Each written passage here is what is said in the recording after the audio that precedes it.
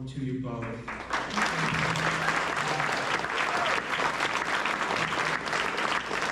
There have been many, and I can now say upwards of 1,000 books written since 2016 about the problem, about the dangers of autocracy, about the men who were in positions of power who were doing bad things. But what you did was different. You didn't write about the autocrats, you wrote about us, about how individual citizens can stand up and do something for democracy. And I'm curious what motivated you to take that specifically. Say that, like, the reason, I think one of the weird things about this book is that Ami and I are not the people you would have predicted to write it or to tackle it the way that we did. And it came mostly just out of curiosity. What happened was, as you mentioned, 10 years ago I wrote this book, Dragnet Nation, about privacy and surveillance, and it was really about sort of the era we're in where corporations collect all this data about us and how that makes us unsafe. And I envisioned all this future where it would be used against us by an evil government. And the hilarious part about it is, if you look back at that book 10 years ago, I was absolutely under-paranoid. Like, everything I said was like just nothing compared to what's actually going on. And the reviews, by the way, not that I'm stewing about this at all, were all like, this lady's completely hysterical. So weirdly, when I woke up the morning after the election, I had a lot of feelings, but one of them in November 2024 was, I think my privacy threat model is wrong because I spent so much time focusing on the power of corporations to shape our information environment and to use this data against us.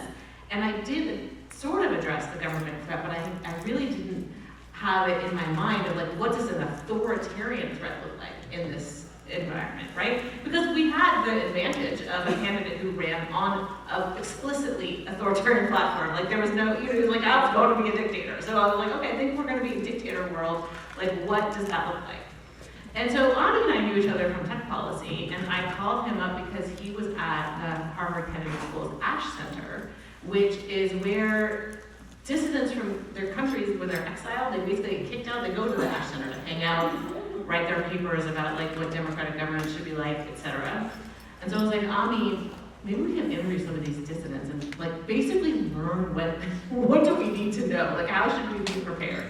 And so we started with just a very simple question like that, and we took for granted that authoritarianism was on the table. We had the advantage, we were resting on the tradition of all these books, like on tyranny and Anne Applebaum's Autocrats. They had already built the literature of like, this is happening, here's what the warning signs look like. We had the advantage of stepping in late and just being like, okay, well, let's take that for granted. What the hell should we do about it? You want to add a little bit from your perspective? The United States is only the latest country who this is happening to. Liberal democracy is now the least common form of government in the world. 3 out of 4 people on Earth now live under some form of autocracy, and in the United States, which has been downgraded according to the VDEM Institute, which follows all this stuff, collects this data, downgraded, we are no longer a liberal democracy. And our level of democracy is now what it was, same level as 1965 in the United States, which is the first year that most of us would agree we were a democracy. The first time we had universal enfranchisement. So things aren't going that well right now. One thing that we found very early writing this book is that we never wanted to use Trump's name. There were many opportunities to do so, and we didn't. The reason we didn't is exactly baked into the premise of your question, David, which is that when autocracy works, all of us become convinced that we are living in the palm of the person's hand. When it doesn't work, we have ignored that person. We have busted through the walls that they have put up between us, and we have done the opposite of the thing that they want more than anything, which is to tear away each other. Which is to allow the bonds of civic life to fray. This is a book that's about us. It's about people. It's about what we do as individuals, as regular people. We take very, very seriously the real risks that human beings go through when deciding to speak out and to act. What do human beings do in community when the walls are caving in? And that has very little to do with Donald Trump about Vladimir Putin or Viktor Orban or anyone else. That has everything to do with us. So in one of my favorite books, Huckleberry Finn, climactic scene, Huck has to decide whether to turn in Jim or not. And he's learned, everything is told him that the right thing to do is to turn him in. And then if he doesn't turn him in, he's going to go to hell. And then he says, all right, well, let's go to hell. He just decides not to turn him in. And that is what you two call in your book moral collision.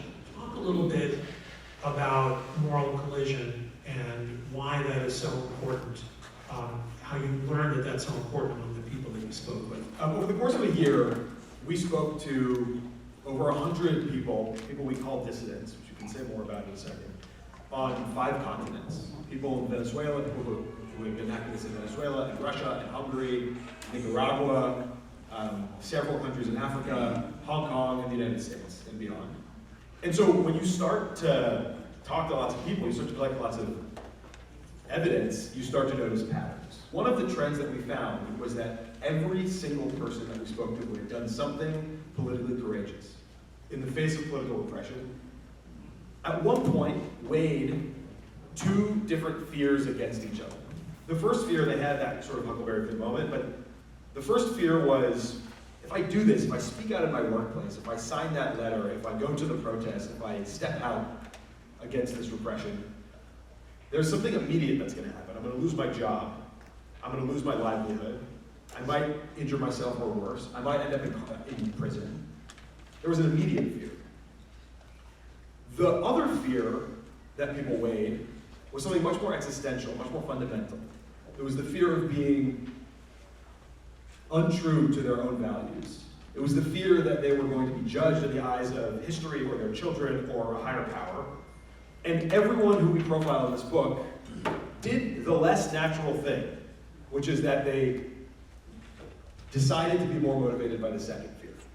And the question is about how. How did they do that? We start the book with a guy named Palo, who is a civil rights attorney, who was working at the beginning of this administration. He was a civil servant in Washington, D.C., and he was a civil rights attorney working on enforcement of the Fair Housing Act, which is, as you know, the cornerstone of MLK's legacy. It says you can't discriminate if somebody is seeking housing, fundamentally. And what he found in the early days of this Trump administration, and I should just say very explicitly, I did not work in this administration, it was the last one, that his bosses at HUD had decided that they were not going to enforce civil rights law and housing in this country. It just wasn't going to happen. And what he said was, he weighed those 2 fears against each other. He's the child of immigrants. He doesn't come from a lot of economic security. He said, I'm a civil rights lawyer. I went to a law school that had been desegregated 20, 30, 40 years ago. This is what I do. This is who I am. And so what we say over and over again, we find with many, many, many people, is that it wasn't that at some point they decided, I'm going to be a dissident. Nobody said that. And nobody even really, for the most part, was comfortable being called courageous. What he decided, as other people decided, was to be who they are.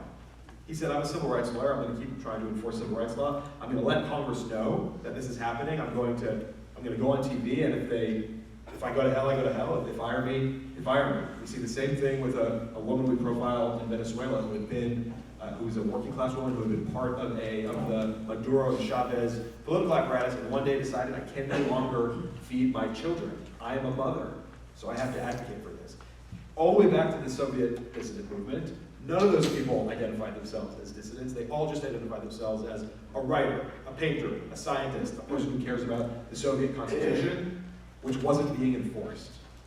So dissidents tend to be defined by their circumstances, by what they're not. But what we find over and over and over again is that these are people whose choices are actually motivated by who they are. I actually have 2 related questions. The first one involves the word dissident itself in the book. I've had an ongoing conversation with my colleague here about the word dissident, which to him conjured Samizdat and Gulag, and it didn't feel an apt characterization for the here and now. And I agree that dissident conjures up something different than, say, opponent or activist. And I was thinking maybe that's the point, that we're in a qualitatively different condition now, that dissident would be a weird term in democracy, but we're no longer in that condition anymore, and using the term underscores that. So I was curious, it seemed like it was a purposeful decision to use the word, and I wanted to hear more about that. And just to let you know, the next question, which I think is related to this, we might touch on it, has to do with risk.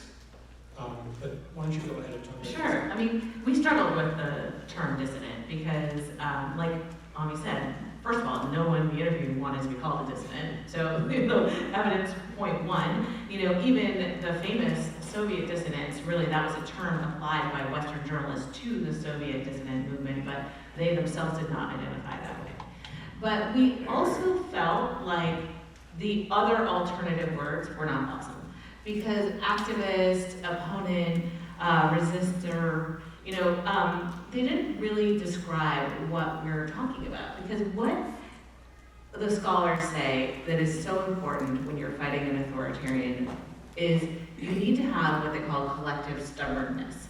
You need to basically work together to gum up the works of the authoritarian project, right? So whether that means stopping ICE, or stopping the J6 slush fund, or whatever it is, those are all different types of actions that happen in different realms. Like sometimes being dissident is what Palo did, which is be a whistleblower inside of your government agency, but another time it's filing litigation, and another time it's a protest, and sometimes it's a voting. And so the word dissident, although we admit to its flaws, has that broadness around all of the different ways that you could participate. And I think that was really the motivation for us, because as we spoke to more and more people around the world, what we found was that I think Americans have a kind of narrow view of what resistance looks like. That it's just you go to the No Kings and then you're done. You waved your sign, it was an awesome afternoon, and there's so much more to be done.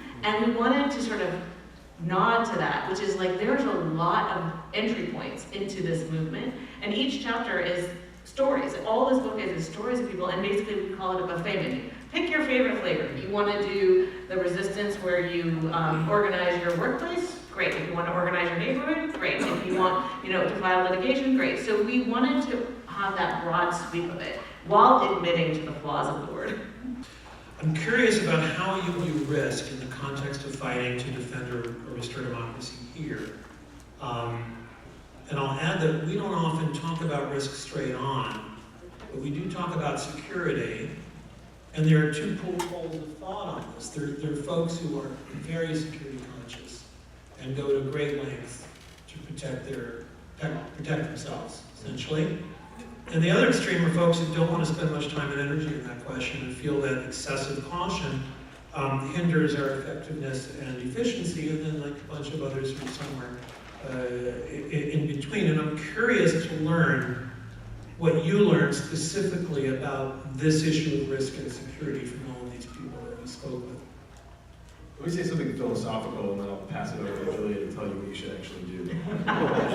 One of the reasons we use the word dissident, and one of the reasons that we talk a lot about risk, is because the tools that we are used to using in our political society, in our political life, are the tools of democracy. Elections, litigation, legislation, call your senator, participate in a campaign. All of those have to do with choice. Those have to do with democracy, about exercising choice. And when I visualize democracy, I see it as sort of like a wide open horizon. There's a lot of options, a lot of space. Authoritarianism is constriction.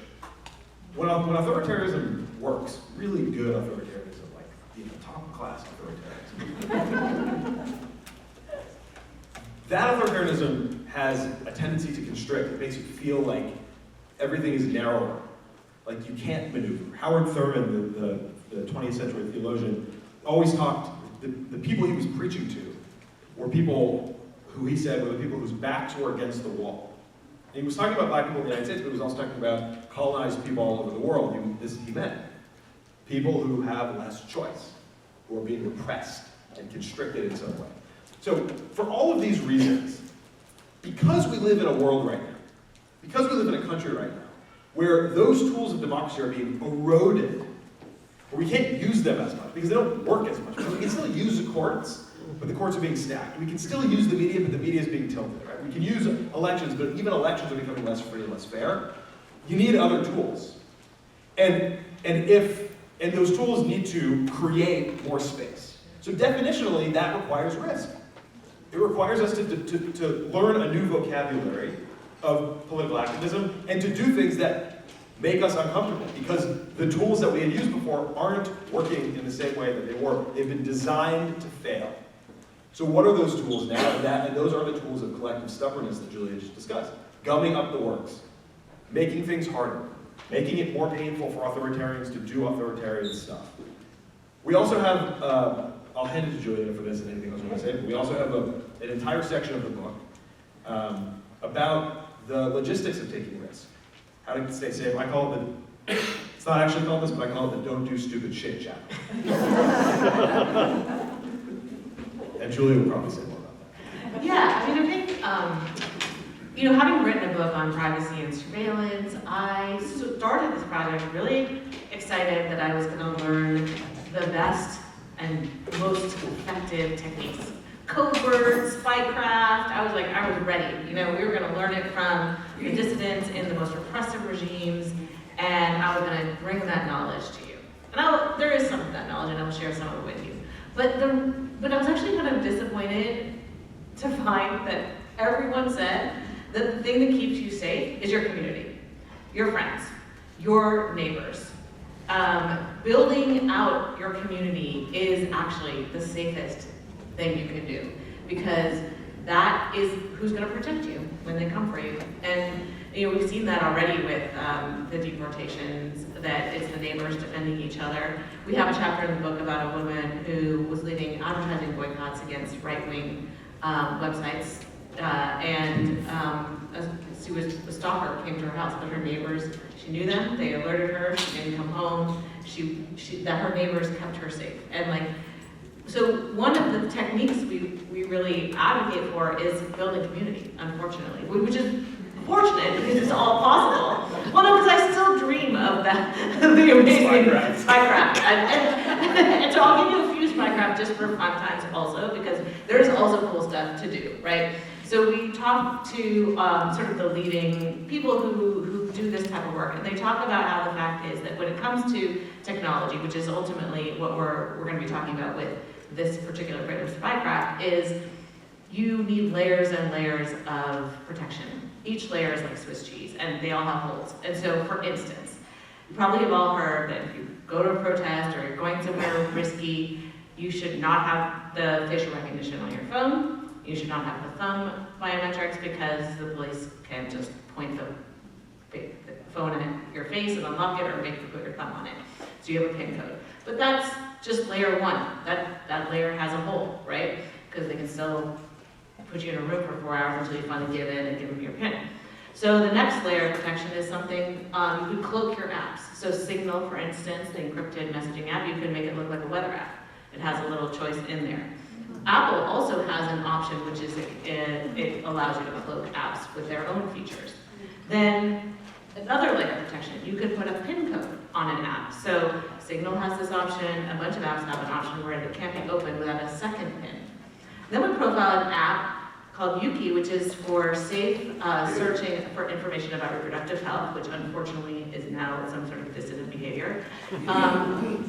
That app has 2 pins. So to open it, there's the real pin, and then there's a fake pin that you set up, so that when somebody comes to you and demands that you open it, you put in the fake pin and it says the app is down. There's like an error message. Yeah. So, and then another level, WhatsApp. WhatsApp has a cool feature where you can hide the chats. So if Ami and I have a chat, it says Julia Ami in the little list of chats, we can actually choose to hide it so that if somebody gets into our WhatsApp, it doesn't even show up in the listing. The way we pull up that chat is we put a little number code into the search bar, and then it pulls up the chat, right? So just so you can see what I'm talking about with Swiss cheese, which is like the more of this you add, the harder it is to get into your phone. And that's just one level of the kind of ways that you should think about protecting yourself. Because the reality is real protection, totally impenetrable protection is not possible. But you can do things to make it harder.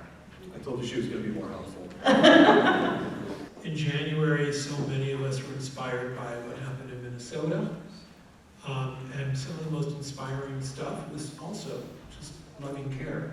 And you have some great stories in the book about this too. And I'm curious if you could talk a little bit about the role of care in dissent. Yeah, this is a funny thing where that's a little gendered, I think, which is Ami talks a lot about risk, and I talk a lot about care, and then we're actually honestly talking about the same thing. I'm a really nice guy, I promise. I just think it appeals to different parts of your vibe. But one thing that I feel like I learned a lot from actually spending time in front of with the volunteers at the Newark ICE detention center, the volunteers who are outside and essentially doing what you're describing, trying to just ease the pain of the families who are there to visit the detained relatives. Because just to remind you, like the reason that the ICE detention facilities are so incredibly gruesome, right? They are far below what a prison in the United States is, right? Like they don't have adequate medical care, they don't have adequate water or food or access to sunlight. So they are really not prisons, they are concentration camps. And the reason they're like that is because they're designed to make people so unhappy that they will self-deport, because they don't actually have a legal basis to do all these deportations. And so it's a way to enforce compliance, right? And so resistance is making it harder for them to get people to self-deport. So any little bit that you can care for these people is actually helping them to resist that effort. And so the volunteers in front of Delaney Hall, who I spent many, many weekends with over the past year, many of them are faith leaders and people who really just came there to just help, to hand out water bottles, hand out coffee, and ultimately really started to get more and more invested in the project. Now they have a whole network where they deliver diapers and food to the families because, you know, oftentimes the breadwinner is the person who is inside and unable to provide for their families. And it was a real revelation to me because I think there's so much of there's a real macho mystique around dissidents, right? We often think about the Navalny's and the Gandhis and Nelson Mandela's, and they're all legitimate, wonderful leaders. But there's an element of community care that is actually the bread and butter work of dissent. And so I really felt like we needed to highlight more stories. Like there are a lot of stories in the book about people caring for each other. And that is actually dissent, because the entire authoritarian project is to have you look away, to have you not care about the abuses. Because what authoritarianism is stealing your money and stealing your rights. Okay, that's it, that's the whole game. And the other thing is to blame someone else. The person who stole your money and your rights was that immigrant over there, right? That trans person over there, right? That DEI hire over there. And so if you fall for that and choose not to care about those people that they're victimizing, that is complying with the authoritarian project. So in my view, caring is courage.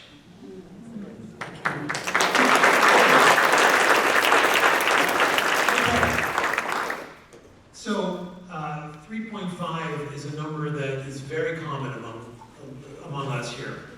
Among the ways that the Chenoweth-Stephan research is misunderstood is the idea that if we just get 3.5% of the population out to a No Kings protest, we're good. So actually, talking about Palo Sedeve, it struck me, it didn't have a lot to do with public protest. I mean, he did speak out, but it's not like, it wasn't a demonstration, it was a different sort of thing. And it's maybe a little more like going up to worse. And so, among my takeaways was that public protest is absolutely necessary, but not itself sufficient. Could you share more, whether it's we already spoke about Paul, but or others, and what you learned about the variety of tools to apply pressure? So I'll say one thing on that 3.5% rule, just to start, which is people. It seems like people know that number in this room. Yes, Stefan and Chenoweth say that you get. No, somebody's waving over there who doesn't know, so give a primer. That's why I am. Okay. That's what I'm doing. I'm doing it, I promise. The idea, thank you for your courage. there's this idea, Erica Chenoweth and Maria Stephan, who are very well-known political scientists, did study about 100 years or so of violent and nonviolent civil protest movements trying to bring down authoritarianism in some form or another, and found a couple of really important things. One is that nonviolent protest is twice as effective as violent protest, and we can discuss a bit about why. But one of the other actually sort of post-mortem analysis takeaways was that if you could get 3.5% of the population out into the street, that usually is the number that, the threshold at which the authoritarian collapses. And it's a really motivating statistic for good reason. It's also a little bit misleading, and these two political scientists would tell you this as well. It's become a bit of a headache. Really it's not a magic number. It's not like if you can get 3.5% of the population, everything's fine, and Donald Trump will, self-deport. I'm just like imagining that's what dictators do, right? We see it in the movies, everyone streams into the capital and then they self-deport. My wife imagined him flying to Moscow. Right, exactly, like all of them. Okay, let's bring it back, folks, come on. Really, what that number is an indicator. It's an indicator of the strength of your movement. If you can get 3.5% of the population, you can get a lot of people out into the streets, what that says, it's a victory lap. What that says is you've done all the initial laps, you've done the organizing, people have found a political home, people have found a place to organize, people have been trained, people have found, and this is to the actual question, have found their place in the movement.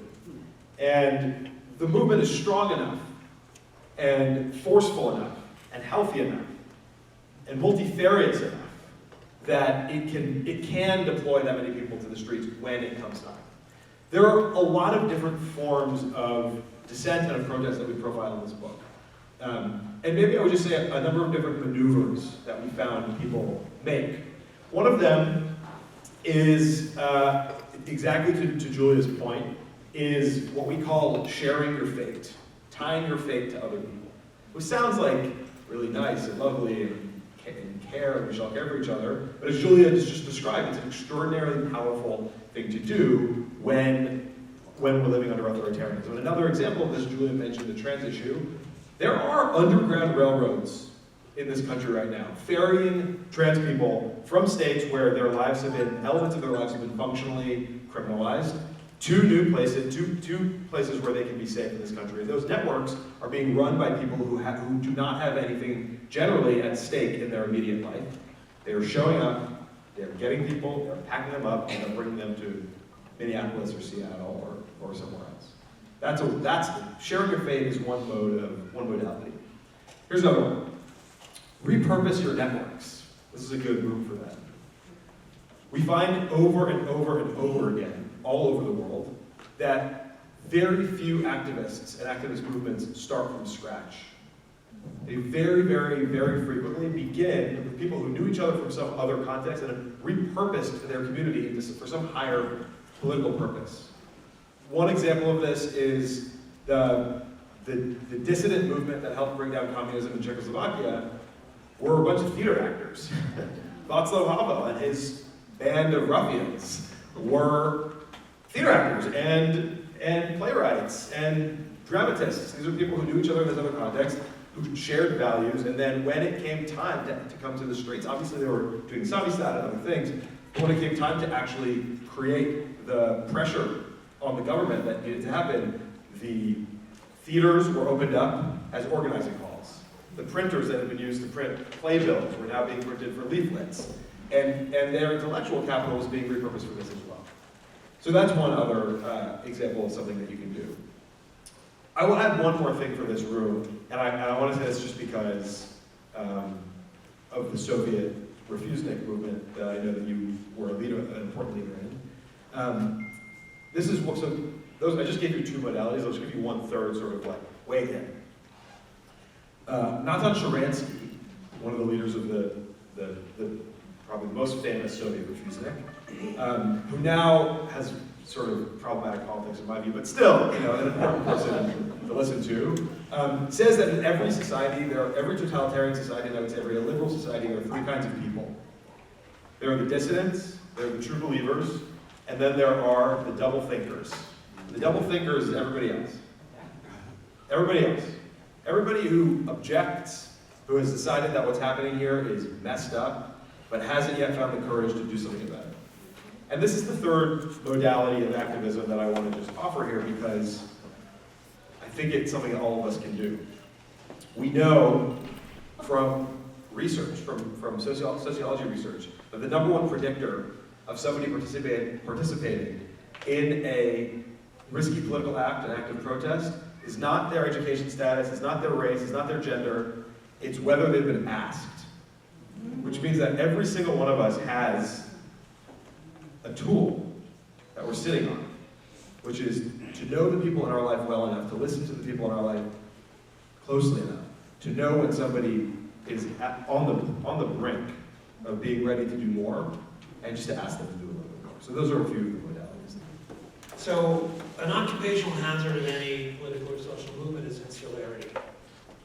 And you actually did make a case for breaking out of it and reaching out to others. And you wrote in the book that our work might begin in a political home big enough to house a committed few who share our commitments. We will succeed only when that home grows to fit a far broader range of ideas and identities. The basic arithmetic problem means sometimes living with contradictions, even in embracing them. And that seems to me to be a different, but perhaps no less difficult kind of challenge from speaking out. It's not so easy. And with a different risk profile. And Julia, just to add anything over and above what Avi just said, why is that so important? Yeah, like fighting authoritarianism is a numbers game, right? They have all weapons, right? They've got the guns, they've got the drones, they've got all the stuff, and they have a bunch of lawyers, and so they have a really nice arsenal going on. And the only thing they don't have is all of us. They're just literally more of us. They can't kill us all, they can't prosecute us all, they just can't, they don't have the capacity. And so we need to be so big and such an overwhelming force that they say, okay, fine, we give up, right? That's hard. That's what the 3.5% is really a description of, which is, when it comes to a number, and this is a number she's observed, she's not claiming causality, but she's saying the observed data shows that no with authoritarian regime hasn't been able to withstand a sustained movement of 3.5% of the population. But what that means is a sustained movement of 3.5% is a pretty big number still. And so what we need to have everybody persuaded. So the job is actually a persuasion job, right? The job of fighting authoritarianism is, of course, caring and taking risks, but it's about persuading all those people who are trying to pretend it's not happening. They don't want to think about it. Everyone in this room has someone in their life like this, just trying to get through their day. If they just keep their head down, it's all going to be fine. And the thing is, it's not. The only way it will be fine is if we don't do that, right? If we do that, that is what they want. They want to do a few things that are scary and have everyone else just be too scared to do anything. And so overcoming your fear is actually the journey. And that's why we spend so much of the book talking about people's strategies for overcoming fear. There's a lot of psychological strategies, like writing down the names of all the people you would call if you were in trouble and setting yourself a little plan of like lawyer you would call, and et cetera, right? So there's a huge amount of that work, but a big part of what we need to do is persuade other people to join. And that's why nonviolence is so important. The hypothesis that Chenoweth and Stefan have from looking at their data is that the reason nonviolence works is actually not because it's morally superior or unsuperior. I'm not going to make any comments on that, but the fact is that it's more persuasive to those middle ground people, right? Minneapolis is the perfect example of this. The protesters were very disciplined and nonviolent, and the state was violent, and they lost the narrative war. They had to leave town because they couldn't withstand the public pressure of being trapped by their own violence. And that is actually how this game plays out over and over again. They just had to leave leave Maine for the same reason, right? So a big part of this strategy here is to get a wide group of people to join you, and part of that is you have to be the morally superior one. The ones who are nonviolent, the ones who are kind, the ones who are caring. This is all marketing, right? It's also good when you live your life, but it also is really good marketing for a bigger movement. What is one of the most important actions we can take for the midterms to make sure there is no interference from our government? This is where all the stuff we're talking about, learning how to take risks, and collective stubbornness, and dumbing up the works, and a new language of activism, this is where we have to apply it. So it's really fun to talk about all that stuff. It's less fun to do it. So if the president decides that he's not going to abide or acknowledge the results of the election, of the free and fair election, then we have to make it untenable to do that. So you have to ask yourself, what are the pillars of legitimacy on which the president, from which the president gets his legitimacy? What is holding up Trump? And the answers are a few things. The military, always the military. Religious institutions, Wall Street, S&P 500 companies, Fortune 500 companies, political allies, tech companies. These are the ones. The Supreme Court, you can keep going, the media, etc., etc. Some of these are more easily organizable than others. All of us have to decide on a pillar of society that we are going to organize and make clear to them now that there are many, many, many people watching them, and we are expecting them to use their leverage and their influence, whether financial or political or military or otherwise, for the will of the people. Now, it so happens that Donald Trump seems to be most motivated by one of those factors, which is the market. But other people in his orbit are motivated by other factors, like their political viability or tenability. And so this is what gumming up the works mean. We all need to be making sure that whatever industry we come from, we have been organizing our people to communicate this message very, very clearly to all of them that says, if the day after the election the president gets out and says, we're not, the election was rigged, Coca-Cola needs to get out and say, no, it wasn't. And we're a major American company and we're prepared to move our factory in X place to another place. I'm not going to keep going with all these examples, but this is what we're talking about here. This is the kind of political strategy and the kind of political pain that we need to be ready to to apply.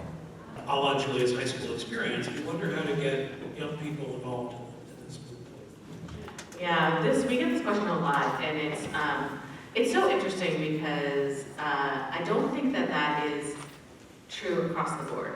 Like, when I go and hang out in front of Delaney Hall with the volunteers, there are actually a lot of young people there.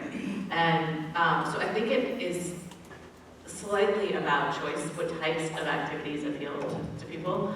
But I also think that we're in a unique situation where a certain generation that fought authoritarians for democracy, or were members of that, believe parents did that, have a more visceral sense of what democracy is and why we need to fight for it.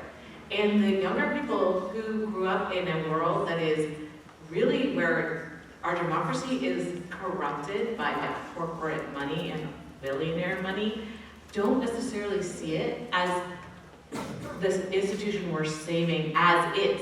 I think they are interested in having all the things democracy provides for you, which is agency and due process and the things that we call our fundamental values, the freedom of speech, but they don't necessarily see that it's being delivered by the institutions that, I'm going to borrow your phrase, that Democrats are sometimes sitting Shiva for, right? And like the reality is maybe we need to also acknowledge that those institutions weren't serving as broad a purpose as they should have. And so I think that part of encouraging more youth into the movement is to acknowledge that and to also acknowledge that there was also a really sustained effort to squash student speech in the past couple of years in a pretty aggressive way. And I can imagine being a student being really burned by that. I'll tell you, my daughter was a student at Columbia during the protests and saw her fellow student journalists arrested. She saw her fellow students expelled for just expressing peaceful protest. She is embittered by that, right? And rightly so. And student protest has generally been actually the vanguard of anti-authoritarian movements. So to have so effectively quashed it before, like right at the eve of the authoritarian takeover, I think was a horrible strategic mistake, and people should recant all that and say, come back. When, not if, the Democrats regain control of Congress, how should they be, quote, dissidents in power? I guess I would take a couple of things. First, I want the Democrats to be dissidents out of power. I mean, I think so much. Yeah, that would be a good start. Yeah, let's start with that. I mean, I think part of just to sort of armchair diagnose the problem here, I worked in politics for a decade, and I think that the incentives that make someone a really good majority leader or a really good Speaker of the House, which is like compromise and vote counting and being cautious, are not the same incentives that make someone a really good movement leader. Movement leaders have to inspire, you have to take risks, you have to be bold, you have to sometimes say something that is a little more aggressive than you might mean. I'm not talking about anyone in particular who's not good at this, except the current Democratic leadership in its entirety. And so that's a major differential that I think we need to acknowledge. And I don't blame Chuck Schumer for not being a really good movement leader. That's not what he came up doing. I do blame us for not yet demanding this level of political courage from our leaders. And we're seeing over and over and over again this mismatch play out in allowing things to pass through. But there are a couple of other things, like, for example, why don't we have a shadow cabinet in this country? Why is there not a counter-narrating thing? How come every time Pete Hegseth comes out and says some batshit crazy thing, batshit crazy thing, why is it that we don't have the shadow Secretary of Defense or Secretary of War getting up and saying, here's how we would do it. We wouldn't go into Iraq. We would stop. We wouldn't have done this to begin with. How come every time RFK Jr. is doing some bananas thing, we don't have a shadow Secretary of Health and Human Services getting up and saying, here's how we would do it also? That would at least create for the American people a split screen that is much more vivid and much clearer than the kind of thing that we have now. And this is why we talk about the tools of dissent. We're using the tools of traditional mainstream democracy, which have served us to a point in a moment where American democracy where the rules no longer apply. So I would like to see a lot more in terms of that narrative war. And then, just Julia said the lists thing, I want to see a Truth and Reconciliation Commission. The kinds of crimes that we're seeing committed against our neighbors right now, every single day, we've mentioned a couple of the categories, but how many more are there? Students, LGBT people, immigrants, family members of immigrants, civil servants. The just egregiousness of what we're seeing right now cannot go on. I hope that I hope this happens in 2020, after 2026, but I also hope that I will not vote for, I do not think, I should say, that I cannot imagine myself voting right now for a presidential candidate who does not commit to a Truth and Reconciliation Commission, because it needs to be important. And you can see in American political culture people getting ready to sort of Gerald Ford their way out of this Nixonian water, right? Let's all come together and move forward. No way, no way. We're not doing that because we'll only move backwards. So look to South Africa and look to Chile, where they did this after Pinochet. Look to Rwanda, places that have suffered acute social traumas, or long rolling social trauma. We've never done this for slavery, we've never done this for Jim Crow. At the very least, let's start by doing it right now, and let's demand that our democratic leaders begin here.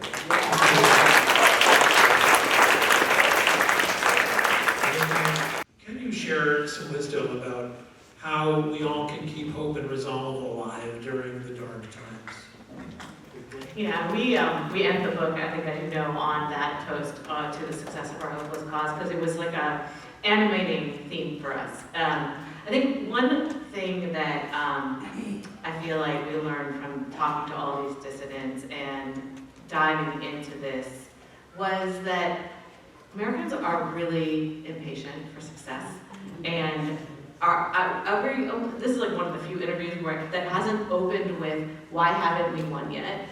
We must be doing it all wrong. No, we're doing it right. We have to do way more of it for a lot longer time. These fights take a long time, and you have to keep fighting. And I think most other countries have had these cycles where they've gone in and out of authoritarian regimes, and they understand what Patrick Ball, the human rights statistician, told me. He said, what you win is a reprieve. You get a 30-year break before the next authoritarian tries to take over. That's the win. You have to understand what you're fighting for. Humans are not perfect. You don't just like call it a day, like, okay, we won that thing, let's go back and party. That's how you lose, right? So I think one thing that I feel strongly about is redefining what winning looks like, which is also, we all have to be more engaged citizens. In early 1989, there was a poll taken by a public opinion polling institute of, at the end of that year, there was a poll taken of citizens of what had until very recently been East Germany. And one of the questions they asked in the poll was, 1 year ago, did you see a peaceful, nonviolent revolution coming that was going to sweep away the empire? And of the people polled, 5% of people said that they had seen it coming. So what does that tell us? It tells us that even inside the regime, even among the people who are going to bring down the wall, even among the people who are going to be the force for revolution, they don't even know it's coming. What we find over and over again is that the reason that they don't know is because people are too scared to share their views and too scared to say, I disagree, you disagree. I'm doing something about it, are you doing something about it? This creates something that a political scientist who we met called belief cascade. Slowly but surely, and then very, very, very quickly, people share their views.